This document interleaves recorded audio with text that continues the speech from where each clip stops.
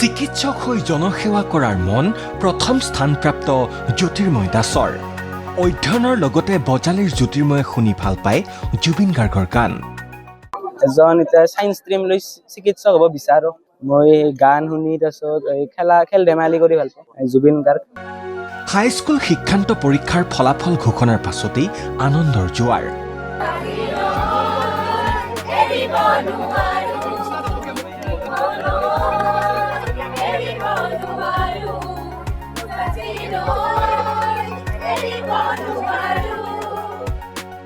বজালী, বিশ্বনাথ, ডিব্ৰুগড় আৰু নলবাৰীত জিলিকিল শীৰ্ষ 4গৰাকী পৰীক্ষাৰ্থী। প্ৰথমতেই চাওক বজালীৰ এই পৰিৱেশ। পাটাচাৰকুছিৰ শংকৰদেৱ শিশু নিকেতনত উখল মাখল পৰিৱেশ।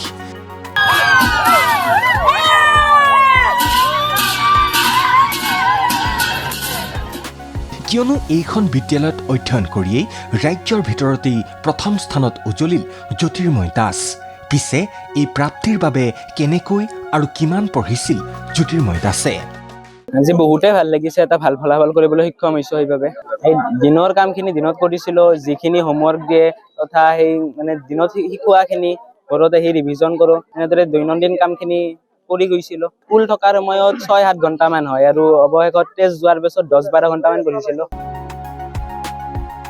ক'লে মা দেউতা আৰ্থিকভাৱে সবল নহয় যদিও পঢ়াৰ ক্ষেত্ৰত পাৰ্যমানে সহায় কৰিছিল। প্ৰথম স্থানপ্ৰাপ্ত জ্যোতিৰ্ময়ে শলাগ ল'বলৈ নাপাহৰিলে শিক্ষাগুৰুসকলৰ।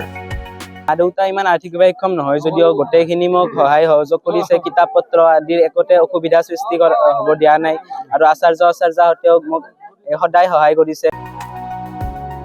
ৰাজ্যৰ ভিতৰতেই দ্বিতীয় স্থান দখল কৰি বিশ্বনাথলৈ গৌৰৱ কঢ়িয়াই আনিলে হাৱাজান অম্বিকাগিৰি ৰায়চৌধুৰী জাতীয় বিদ্যালয়ৰ এইগৰাকী মেধাৱী ছাত্ৰী আকাংক্ষা ভূঞাই।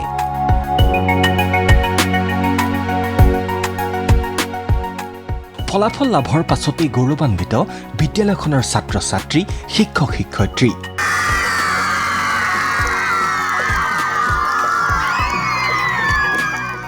পঢ়াৰ নিৰ্দিষ্ট ৰুটিন নাছিল আকাংক্ষা ভূঞাৰ। সময় পালেই পঢ়িছিল। ক'লে পেছাগতভাৱে আগুৱাই যোৱাৰ পূৰ্বে নিজকে এগৰাকী ভাল নাগৰিক হিচাপে প্ৰতিষ্ঠা কৰিব বিচাৰোঁ। পিতৃ মাতৃ তথা শিক্ষাগুৰু লগতে ওচৰ চুবুৰীয়াসকলে যথেষ্ট পৰিমাণে উৎসাহিত কৰিছিলে। প্ৰথমে ইমান ভবা নাছিলোঁ, তথাপিও কষ্ট কৰিছিলোঁ, তেতিয়া আশা এটা আছিল। দেউতাই দিছিলে প্ৰথম খবৰটো। ৰুটিন নাছিলে পঢ়া শুনাৰ কোনো। দৈনিক কেনেদৰে পঢ়িছিলে? পাৰ্যমানে পঢ়িছিলোঁ আৰু হয়তো প্ৰথমে এজন ভাল নাগৰিক হ'ব বিচাৰিম। তাৰপিছত ভৱিষ্যতে পৰিকল্পনা আছে। অবাবত সময় নষ্ট কৰা নাছিল দ্বিতীয় স্থানপ্ৰাপ্ত আকাংক্ষা ভূঞাই। ৰাজ্যৰ ভিতৰতেই দ্বিতীয় স্থান লাভ কৰাত স্বাভাৱিকতেই গৰ্বিত বিদ্যালয়ৰ শিক্ষক শিক্ষয়িত্ৰী, ছাত্ৰ ছাত্ৰী, অভিভাৱক। স্কুল খোলা বন্ধ এইটো কথা নাই। সময়কণ তাই পাঠ্যপুথিৰ লগত কটাই শিক্ষাগুৰুসকলৰ যথেষ্ট অৰিহণা আছে। এটা ভেটি তেখেতসকলে ইয়াত গঢ়ি দিছে। তাই যিখন বিদ্যালয়ত আগতে পঢ়িছিলে LP স্কুল, তাত এগৰাকী শিক্ষয়িত্ৰী আছিলে ডালিমী বৰা। তেখেতৰ বহু অৰিহণা আছে। এই বিদ্যালয়ৰ প্ৰতিজন শিক্ষাগুৰুৰে বিশেষ অৰিহণা আছে। আমি অতি সুখী তেওঁৰ ফলাফলক লৈ।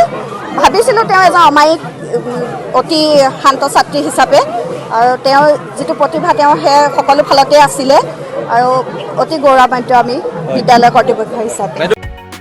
ডিব্ৰুগড়ৰ লিটল ফ্লাৱাৰ স্কুলতো উৎসৱমুখৰ পৰিৱেশ। কাৰণ এইখন বিদ্যালয়ত অধ্যয়ন কৰিয়েই ৰাজ্যৰ ভিতৰতেই তৃতীয় স্থান দখল কৰিবলৈ সক্ষম হৈছে লিটল ফ্লাৱাৰ স্কুলৰ জিয়া ফাৰা ইছলামে। অভিভাৱক, শিক্ষক শিক্ষয়িত্ৰীৰ আশাক বাস্তৱায়িত কৰিবলৈ পাৰ্যমানে কষ্ট কৰিছিল জিয়া ফাৰা ইছলামে। মোষ্টলি বুকছে ফলো কৰিবলৈ ট্ৰাই কৰিছিলোঁ, যিমান পাৰোঁ ৰিভাইজ কৰিছিলোঁ। Self study is the main thing. Self study মই ভাবিছিলোঁ এটা ভাল ৰিজাল্ট হ'ব লাগে, সেইটো কাৰণে হাৰ্ড ৱৰ্ক কৰিছিলোঁ। আৰু মোৰ ফেমিলি, মোৰ স্কুল, মোৰ ফ্ৰেণ্ডছ তেওঁলোকে কৈ আছিলে যে এনেকুৱা এটা ৰিজাল্ট কৰিব লাগিব, বাট সঁচাকৈ একচুৱেলি হৈ যাব বুলি ভবা নাছিলোঁ, কিন্তু বহুতেই ভাল লাগিছে। আৰু ফলাফল ঘোষণাৰ পাছত জিয়া ফাৰা ইছলামৰ বাসগৃহত আনন্দমুখৰ পৰিৱেশ। ভৱিষ্যতে এগৰাকী চিকিৎসক হ'বলৈ ইচ্ছা কৰা জিয়া ফাৰা ইছলামে ইতিমধ্যে গ্ৰহণ কৰিছে প্ৰৱেশ পৰীক্ষাৰ বাবে কোচিং। ভৱিষ্যতে এগৰাকী চিকিৎসক হ'ব বিচাৰোঁ। নীট কোচিং কৰি আছোঁ এতিয়া মই, আৰু নীট এণ্ট্ৰেঞ্চ দি পেলাই হোপ ডেট MBBS কৰিম এগৰাকী ডক্টৰ।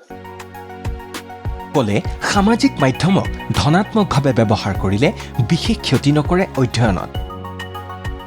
যিকোনো এটা বস্তু আমি ইউজ কৰিব জানিলে আমি ভালেই আমাৰ উপকাৰে কৰিব social media I will not চে মই ইউজ কৰা নাছিলোঁ ইউজ কৰিছিলোঁ বহুতে ইউজ কৰিছিলোঁ বাট টাইমটো কম ৰাখিছিলোঁ স্ক্ৰীণ টাইমটো বেছিভাগ সময় পঢ়াত দিছিলোঁ স্পেচিয়েলি জানুৱাৰী এণ্ড ফেব্ৰুৱাৰী আৰু আই থিংক ইউটিউব হোৱাটছএপ সেইকেইটা এপছে আছিলে মেধাৰ ভিত্তিত যুটীয়াভাৱে তৃতীয় স্থানত উজলিল নলবাৰীৰ লিটল ফ্লাৱাৰ স্কুলৰ এইগৰাকী সুৰজিত আখতাৰ।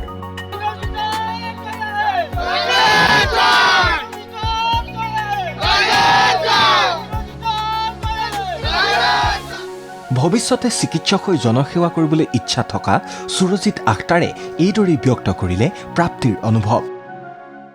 প্লেনিং মই নিট কৰি ডক্টৰ হোৱাৰ সপোন আছে আৰু নাৰ্চাৰীৰ পৰা ইয়াত পঢ়িছোঁ ক্লাছ 10লৈকে প্ৰত্যেকজন শিক্ষকে নিজৰ ল'ৰাৰ নিচিনা মৰম কৰিছে।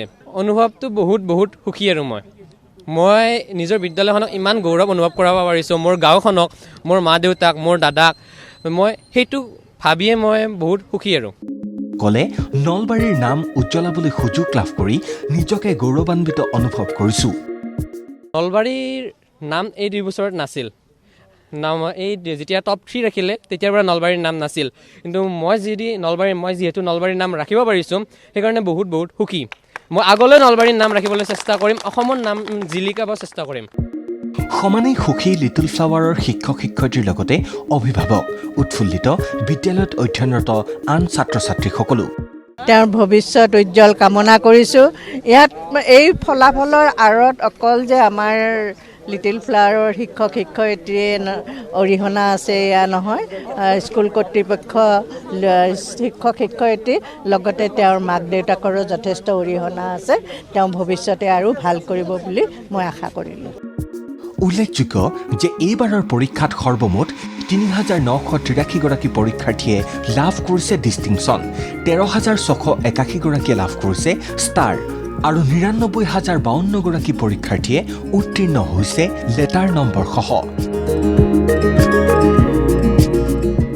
Bureau' report ND24।